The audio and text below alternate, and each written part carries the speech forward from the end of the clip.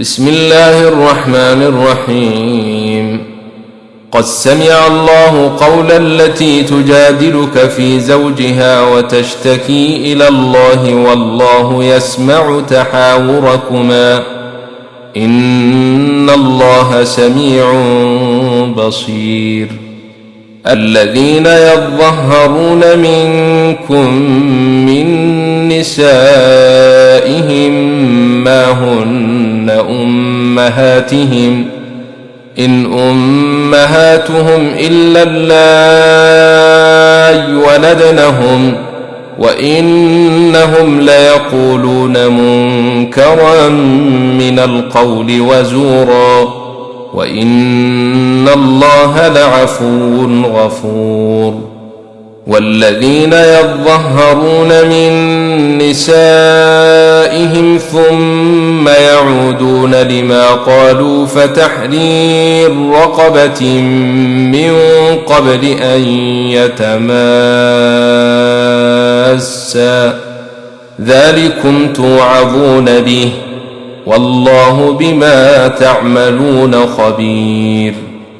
فمن لم يجد فصيام شهرين متتابعين من قبل أن يتماسا فمن لم يستطع فإطعام 60 مسكينا ذلك لتؤمنوا بالله ورسوله وتلك حدود الله وللكافرين عذاب أليم. إن الذين يحادون الله ورسوله كبتوا كما كبت الذين من قبلهم وقد أنزلنا آيات بينات وللكافرين عذاب مهين. يوم يبعثهم الله جميعا فينبئهم بما عملوا أحصاه الله ونسوه والله على كل شيء شهيد. ألم تر أن الله يعلم ما في السماوات وما في الأرض ما يكون من نجوى 3 إلا هو رابعهم ولا 5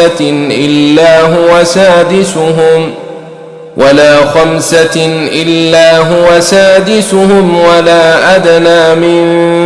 ذلك ولا أكثر إلا هو معهم أينما كانوا ثم ينبئهم بما عملوا يوم القيامة إن الله بكل شيء عليم. ألم تر إلى الذين نهوا عن النجوى ثم يعودون لما نهوا عنه ويتناجون بالإثم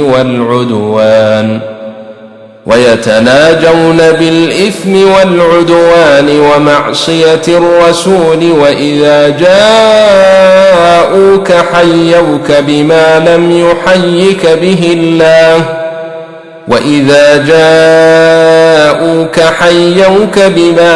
يحيك به الله ويقولون في أنفسهم لولا يعذبنا الله بما نقول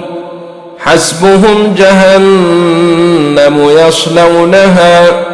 فبئس المصير. يا أيها الذين آمنوا إذا تناجيتم فلا تتناجوا بالإثم والعدوان ومعصية الرسول وتناجوا بالبر والتقوى واتقوا الله الذي إليه تحشرون. إنما النجوى من الشيطان ليحزن الذين آمنوا وليس بضارهم شيئا إلا بإذن الله وعلى الله فليتوكل المؤمنون. يا أيها الذين آمنوا إذا قيل لكم تفسحوا في المجلس فافسحوا يفسح الله لكم وإذا قيل انشزوا فانشزوا يرفع الله الذين آمنوا منكم والذين أوتوا العلم درجات والله بما تعملون خبير. يا أيها الذين آمنوا إذا ناجيتم الرسول فقدموا بين يدي نجواكم صدقة ذلك خير لكم وأطهر فإن لم تجدوا فإن الله غفور رحيم. أشفقتم أن تقدموا بين يدي نجواكم صدقات فإذ لم تفعلوا وتاب الله عليكم فأقيموا الصلاة وآتوا الزكاة وأطيعوا الله ورسوله والله خبير بما تعملون. ألم تر إلى الذين تولوا قوما غضب الله عليهم ما هم منكم ولا منهم ويحلفون على الكذب وهم يعلمون أعد الله لهم عذابا شديدا إنهم ساء ما كانوا يعملون. اتخذوا أيمانهم جنة فصدوا عن سبيل الله فلهم عذاب مهين. لن تغني عنهم أموالهم ولا أولادهم من الله شيئا أولئك أصحاب النار هم فيها خالدون. يوم يبعثهم الله جميعا فيحلفون له كما يحلفون لكم ويحسبون أنهم على شيء ألا إنهم هم الكاذبون. استحوذ عليهم الشيطان فأنساهم ذكر الله أولئك حزب الشيطان ألا إن حزب الشيطان هم الخاسرون. إن الذين يحادون الله ورسوله أولئك في الأذلين. كتب الله لأغلبن أنا ورسلي إن الله قوي عزيز. لا تجد قوما يؤمنون بالله واليوم الآخر يوادون من حاد الله ورسوله ولو كانوا آباءهم أو أبناءهم أو إخوانهم أو عشيرتهم أولئك كتب في قلوبهم الإيمان وأيدهم بروح منه ويدخلهم جنات تجري من تحتها الأنهار خالدين فيها رضي الله عنهم ورضوا عنه أولئك حزب الله ألا إن حزب الله هم المفلحون. بسم الله الرحمن الرحيم. سبح لله ما في السماوات وما في الأرض وهو العزيز الحكيم. هو الذي أخرج الذين كفروا من أهل الكتاب من ديارهم لأول الحشر ما ظننتم أن يخرجوا وظنوا أنهم مانعتهم حصونهم من الله فأتاهم الله من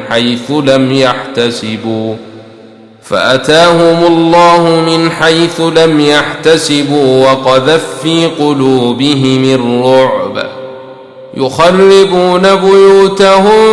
بأيديهم وأيدي المؤمنين فاعتبروا يا أولي الأبصير ولولا أن كتب الله عليهم الجلاء لعذبهم في الدنيا ولهم في الآخرة عذاب النار ذلك بأنهم شاقوا الله ورسوله ومن يشاق الله فإن الله شديد العقاب ما قطعتم من لينة أو تركتموها قائمة على أصولها فبإذن الله وليخزي الفاسقين وما أفاء الله على رسوله منهم فما أوجفتم عليه من خيل ولا ركاب ولكن الله يسلط رسله فما أوجفتم عليه من خيل ولا ركاب ولكن الله يسلط رسله على من يشاء والله على كل شيء قدير ما أفاء الله على رسوله من أهل القرى فلله وللرسول ولذي القربى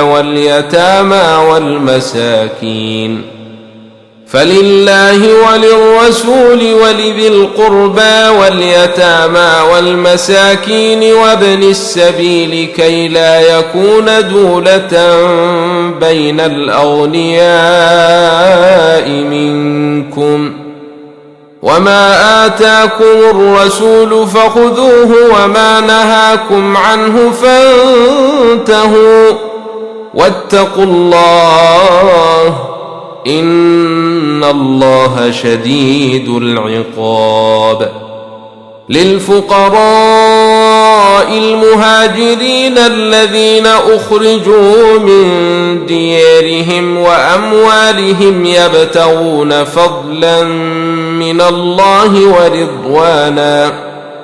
يبتغون فضلا من الله ورضوانا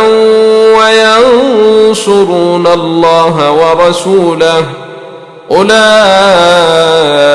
هم الصادقون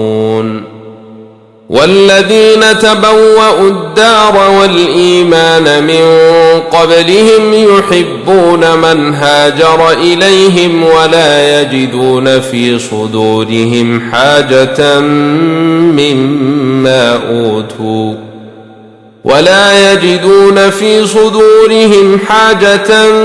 مما أوتوا ويؤثرون على أنفسهم ولو كان بهم خصاصة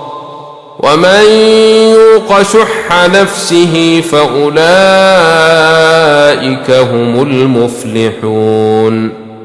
والذين جاءوا من بعدهم يقولون ربنا اغفر لنا ولإخواننا الذين سبقونا بالإيمان ولا تجعل في قلوبنا غلا للذين آمنوا ربنا إنك رؤوف رحيم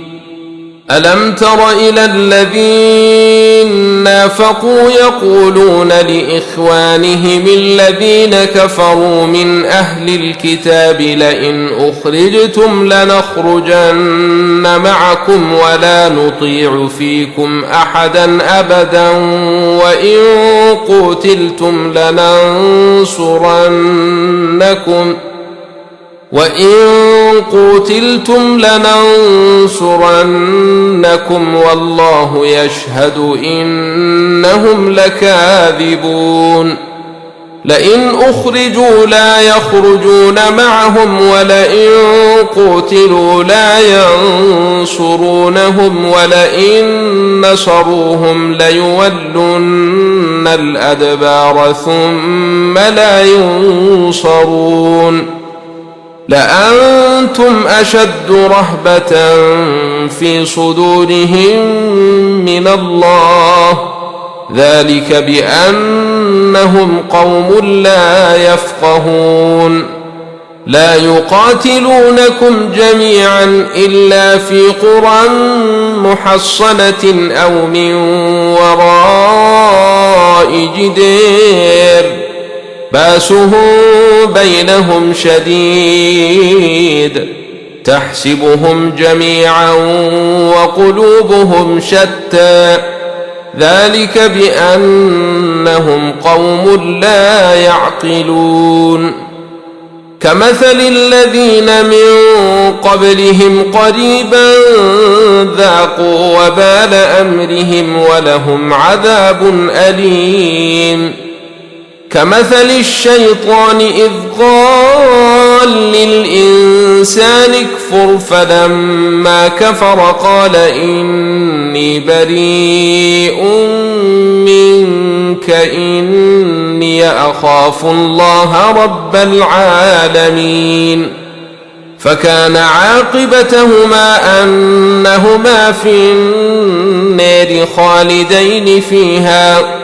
وذلك جزاء الظالمين يا أيها الذين آمنوا اتقوا الله ولتنظر نفس ما قدمت لغد واتقوا الله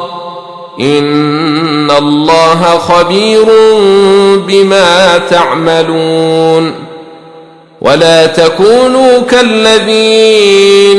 نسوا الله فأنساهم أنفسهم أولئك هم الفاسقون لا يستوي أصحاب النار وأصحاب الجنة أصحاب الجنة هم الفائزون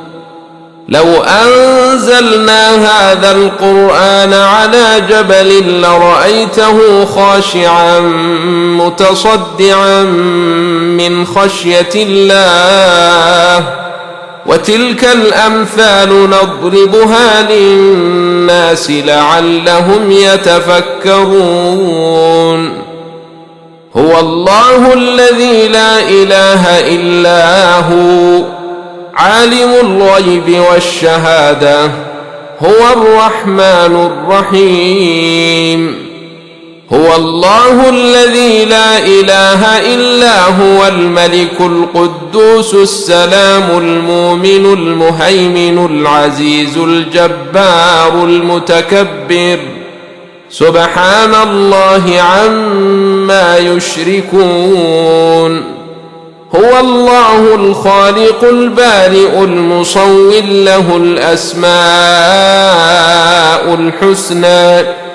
يسبح له ما في السماوات والأرض وهو العزيز الحكيم بسم الله الرحمن الرحيم يا أيها الذين آمنوا لا تتخذوا عدوي وعدوكم أولياء تلقون إليهم بالمودة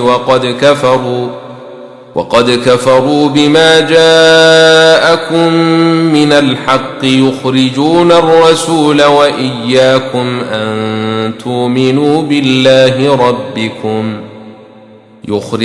الرسول وإياكم أن تؤمنوا بالله ربكم إن كنتم خرجتم جهادا في سبيلي وابتغاء مرضاتي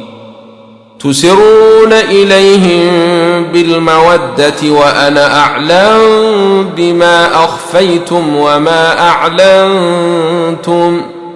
ومن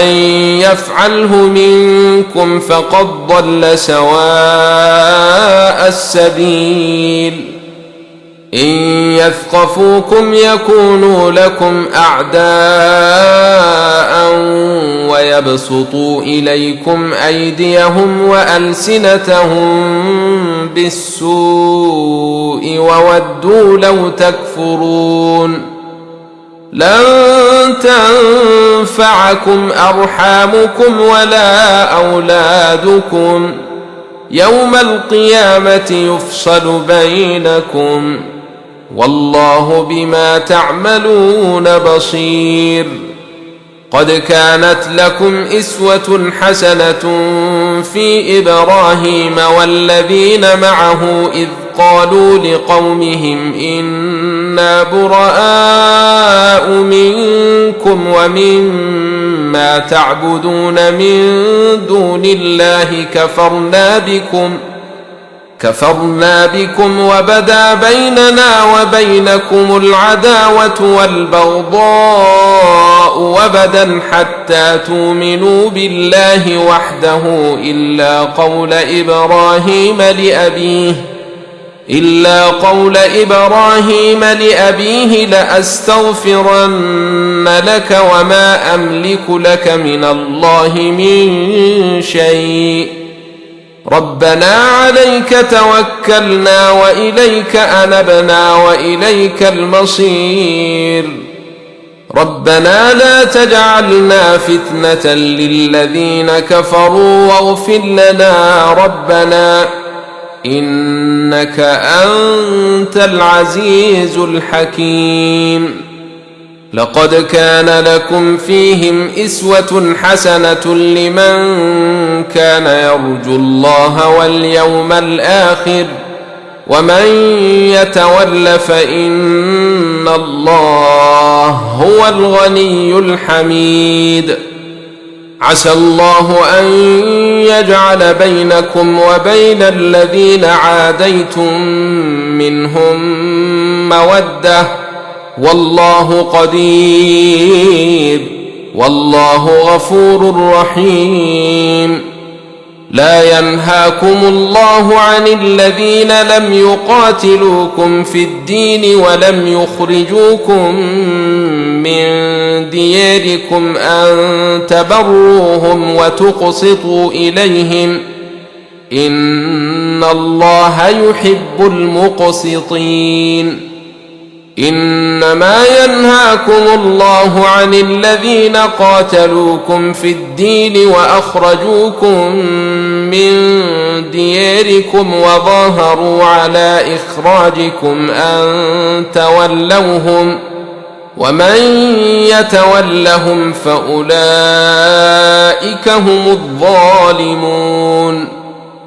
يا أيها الذين آمنوا إذا جاءكم المؤمنات مهاجرات فامتحنوهن الله أعلم بإيمانهن فإن علمتموهن مؤمنات فلا ترجعوهن إلى الكفار لا هن حل لهم ولا هم يحلون لهن وآتوهم ما أنفقوا ولا جناح عليكم أن تنكحوهن إذا آتيتموهن أجورهن ولا تمسكوا بعصم الكوافر واسألوا ما أنفقتم وليسألوا ما أنفقوا ذلكم حكم الله يحكم بينكم والله عليم حكيم وإن فاتكم شيء من أزواجكم إلى الكفار فعاقبتم فآتوا الذين ذهبت أزواجهم مثل ما أنفقوا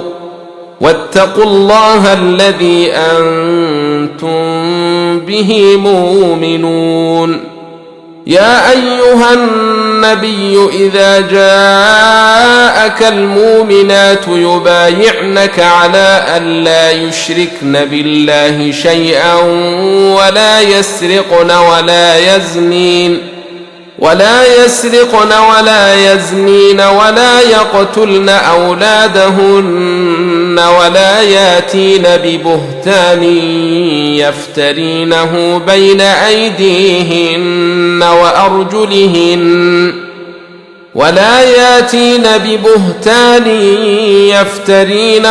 بين أيديهن وأرجلهن ولا يعصينك في معروف فبايعهن واستغفر لهن الله إن الله غفور رحيم. يا أيها الذين آمنوا لا تتولوا قوما غضب الله عليهم قد يئسوا من الآخرة كما يئس الكفار من أصحاب القبور. بسم الله الرحمن الرحيم. سبح لله ما في السماوات وما في الأرض وهو العزيز الحكيم. يا أيها الذين آمنوا لم تقولون ما لا تفعلون كبر مقتا عند الله أن تقولوا ما لا تفعلون. إن الله يحب الذين يقاتلون في سبيله صفا كأنهم بنيان مرصوص. وإذ قال موسى لقومه يا قوم لم تؤذونني وقد تعلمون أني رسول الله إليكم فلما زاغوا أزاغ الله قلوبهم والله لا يهدي القوم الفاسقين. وإذ قال عيسى ابن مريم يا بني إسرائيل إني رسول الله إليكم مصدقا لما بين يدي من التوراة ومبشرا برسول ياتي من بعدي اسمه أحمد. فلما جاءهم بالبينات قالوا هذا سحر مبين. ومن أظلم ممن افتري على الله الكذب وهو يدعى إلى الإسلام والله لا يهدي القوم الظالمين. يريدون ليطفئوا نور الله بأفواههم والله متم نوره ولو كره الكافرون.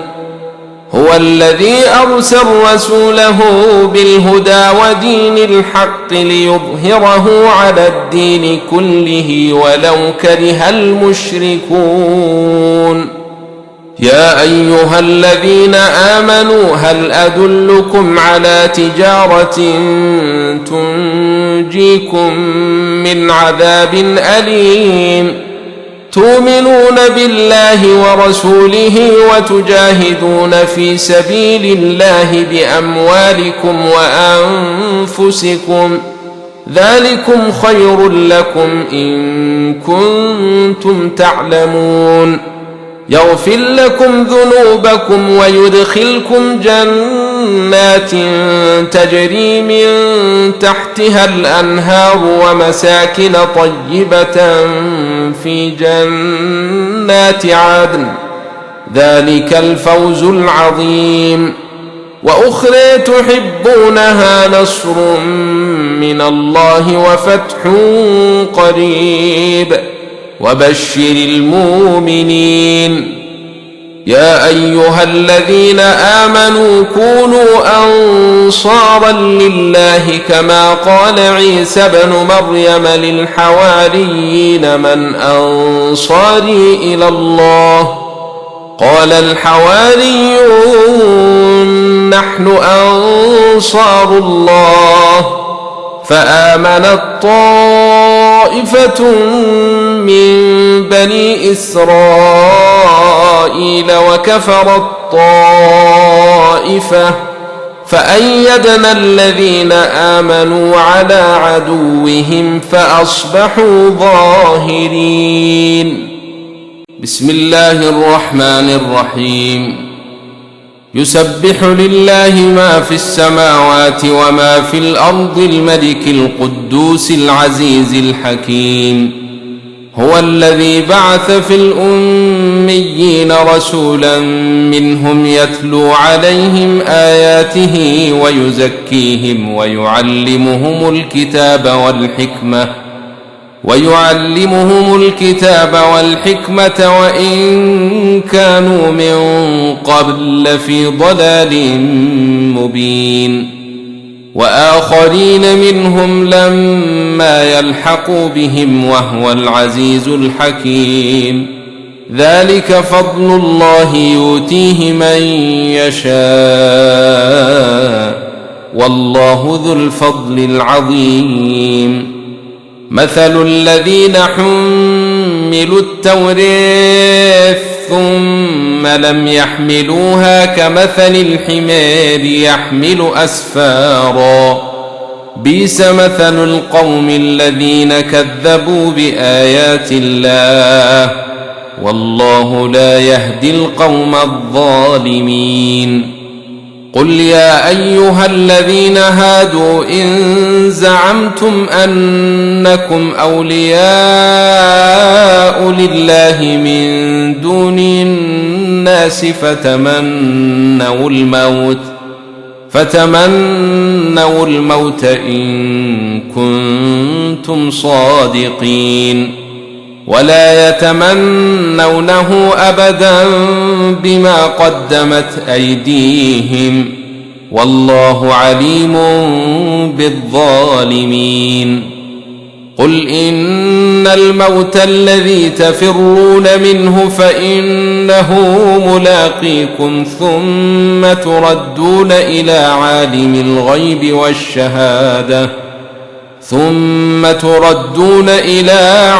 الغيب والشهادة فينبئكم بما كنتم تعملون. يا أيها الذين آمنوا إذا نودي للصلاة من يوم الجمعة فاسعوا إلى ذكر الله وذروا البيع ذلكم خير لكم إن كنتم تعلمون. فإذا قضيت الصلاة فانتشروا في الأرض وابتغوا من فضل الله واذكروا الله كثيرا لعلكم تفلحون. وإذا رأوا تجارة أو لهوا انفضوا إليها وتركوك قائما قل ما عند الله خير من اللهو ومن التجارة والله خير الرازقين. بسم الله الرحمن الرحيم. إذا جاءك المنافقون قالوا نشهد إنك لرسول الله والله يعلم إنك لرسوله والله يشهد إن المنافقين لكاذبون. اتخذوا أيمانهم جنة فصدوا عن سبيل الله إنهم ساء ما كانوا يعملون. ذلك بأنهم آمنوا ثم كفروا فطبع على قلوبهم فهم لا يفقهون. وإذا رأيتهم تعجبك أجسامهم وإن يقولوا تسمع لقولهم كأنهم خشب مسندة يحسبون كل صيحة عليهم هم العدو فاحذرهم قاتلهم الله أنى يؤفكون وإذا قيل لهم تعالوا يستغفر لكم رسول الله لووا رؤوسهم ورأيتهم يصدون وهم مستكبرون سواء عليهم أستغفرت لهم أم لم تستغفر لهم لن يغفر الله لهم إن الله لا يهدي القوم الفاسقين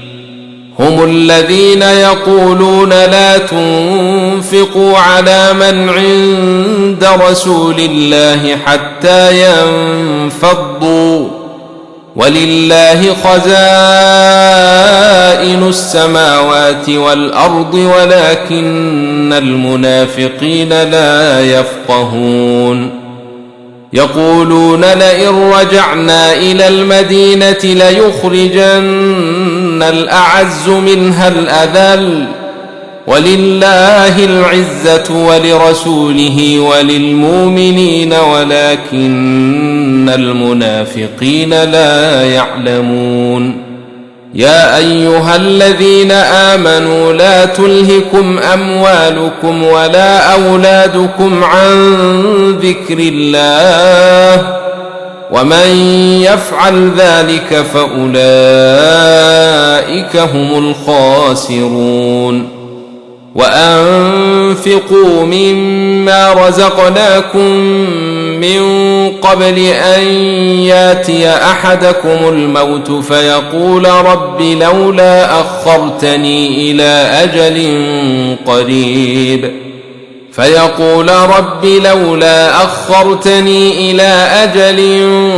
قريب فأصدق وأكون من الصالحين ولن يؤخر الله نفسا إذا جاء أجلها والله خبير بما تعملون بسم الله الرحمن الرحيم يسبح لله ما في السماوات وما في الأرض له الملك وله الحمد وهو على كل شيء قدير هو الذي خلقكم فمنكم كافر ومنكم مؤمن والله بما تعملون بصير خلق السماوات والأرض بالحق وصوركم فأحسن صوركم وإليه المصير يعلم ما في السماوات والأرض ويعلم ما تسرون وما تعلنون والله عليم بذات الصدور ألم ياتكم نبأ الذين كفروا من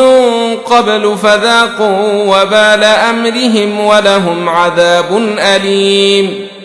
ذلك بأنه كانت تاتيهم رسلهم بالبينات فقالوا أبشر يهدوننا فكفروا وتولوا واستغنى الله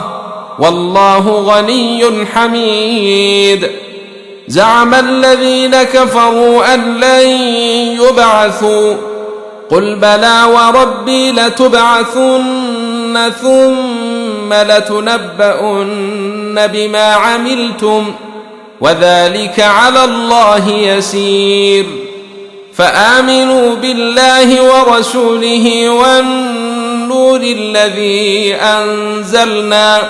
والله بما تعملون خبير يوم يجمعكم ليوم الجمع ذلك يوم التغابن ومن يؤمن بالله ويعمل صالحا يكفر عنه سيئاته ويدخله جنات تجري من تحتها الأنهار خالدين فيها أبدا، ذلك الفوز العظيم. والذين كفروا وكذبوا بآياتنا أولئك أصحاب النار خالدين فيها وبئس المصير. ما أصاب من مصيبة إلا بإذن الله، ومن يؤمن بالله يهد قلبه، والله بكل شيء عليم. وأطيعوا الله وأطيعوا الرسول،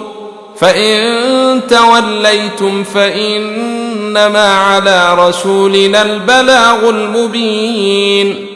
الله لا إله إلا هو وعلى الله فليتوكل المؤمنون. يا أيها الذين آمنوا إن من أزواجكم وأولادكم عدوا لكم فاحذروهم، وإن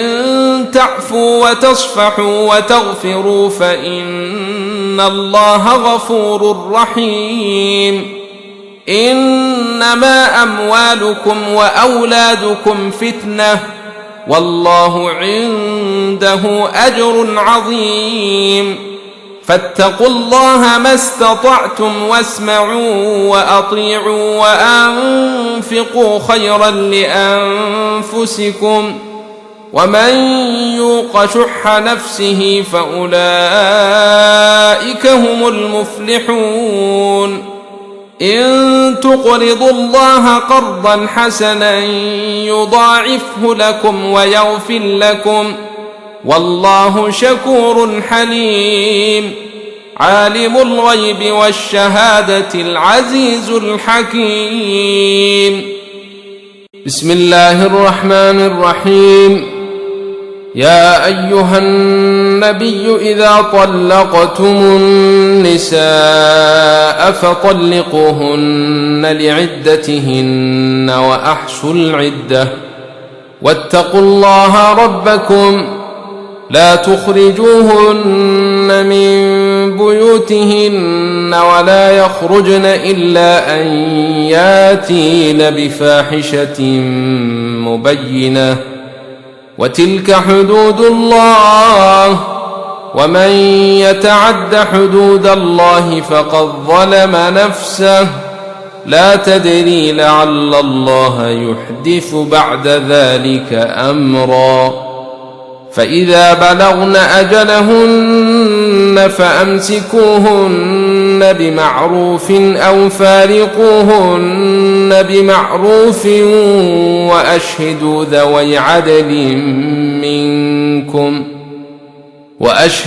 ذوي عدل منكم وأقيموا الشهادة لله، ذلكم يوعظ به من كان يؤمن بالله واليوم الآخر، ومن يتق الله يجعل له مخرجا ويرزقه من حيث لا يحتسب، ومن يتوكل على الله فهو حسبه، إن الله بالغ أمره، قد جعل الله لكل شيء قدرا. واللائي يئسن من المحيض من نسائكم إن ارتبتم فعدتهن 3 أشهر، واللائي لم يحضن، وأولاة الأحمال أجلهن أن يضعن حملهن، ومن يتق الله يجعل له من أمره يسرا. ذلك أمر الله أنزله إليكم، ومن يتق الله يكفر عنه سيئاته ويعظم له أجرا أسكنوهن من حيث سكنتم من وجدكم ولا تضاروهن لتضيقوا عليهن وإن كن أولات حمل فأنفقوا عليهن حتى يضعن حملهن فإن أرضعن لكم فآتوهن أجورهن واتمروا بينكم بمعروف وإن تعاسرتم فسترضع له أخرى لينفق ذو سعة من سعته ومن قدر عليه رزقه فلينفق مما آتاه الله لا يكلف الله نفسا إلا ما آتاها سيجعل الله بعد عسر يسرا وكأين من قرية عتت عن أمر ربها ورسله فحاسبناها حسابا شديدا وعذبناها عذابا نكرا فذاقت وبال أمرها وكان عاقبة أمرها خسرا أعد الله لهم عذابا شديدا فاتقوا الله يا أولي الألباب الذين آمنوا قد أنزل الله إليكم ذكرا رسولا يتلو عليكم آيات الله مبينات ليخرج الذين آمنوا وعملوا الصالحات من الظلمات إلى النور ومن يؤمن بالله ويعمل صالحا يدخله جنات تجري من تحتها الأنهار خالدين فيها أبدا قد أحسن الله له رزقا الله الذي خلق 7 سماوات ومن الأرض مثلهن يتنزل الأمر بينهن لتعلموا أن الله على كل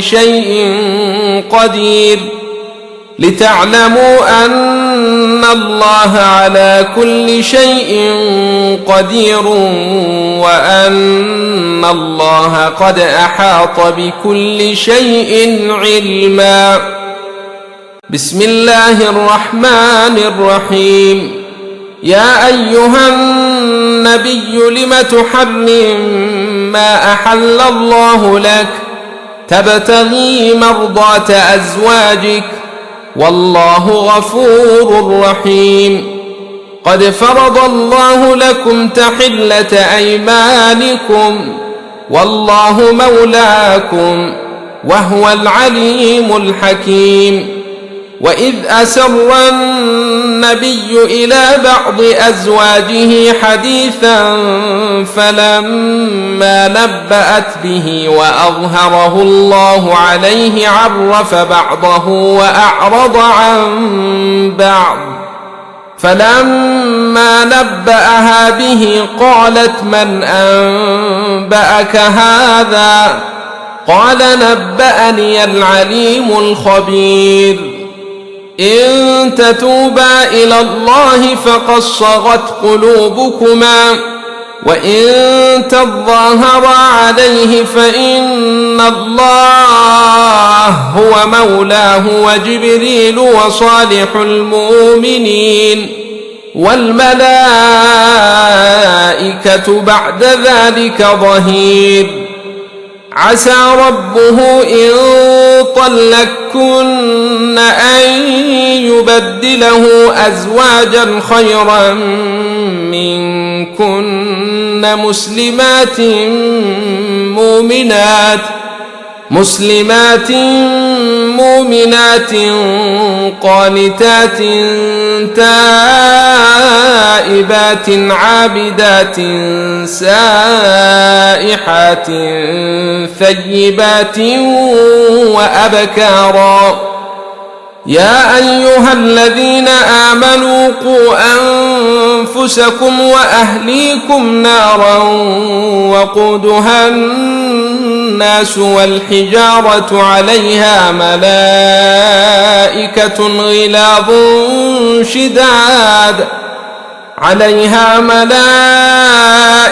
غلاظ شداد لا يعصون الله ما أمرهم ويفعلون ما يؤمرون يا أيها الذين كفروا لا تعتذروا اليوم إنما تجزون ما كنتم تعملون يا أيها الذين آمنوا توبوا إلى الله توبة نصوحا عسى ربكم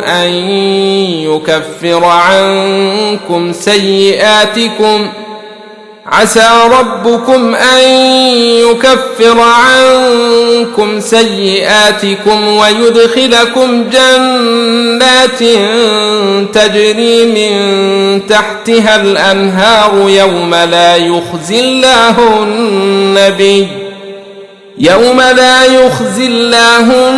النبي والذين آمنوا معه نورهم يسعى بين أيديهم وبأيمانهم يقولون ربنا أتمم لنا نورنا واغفر لنا إنك على كل شيء قدير يا أيها النبي جاهد الكفار والمنافقين واغلظ عليهم ومأواهم جهنم وبئس المصير ضرب الله مثلا للذين كفروا امرأة نوح وامرأة لوط كانتا تحت عبدين من عبادنا صالحين فخانتاهما فلم يغنيا عنهما من الله شيئا وقيل ادخلا النار مع الداخلين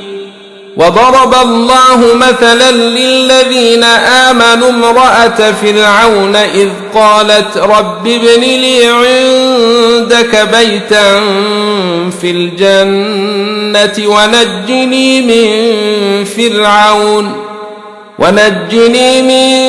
فرعون وعمله ونجني من القوم الظالمين ومريم ابنة عمران التي أحصنت فرجها فنفخنا فيه من روحنا وصدقت بكلمات ربها وكتبه وكانت من القانتين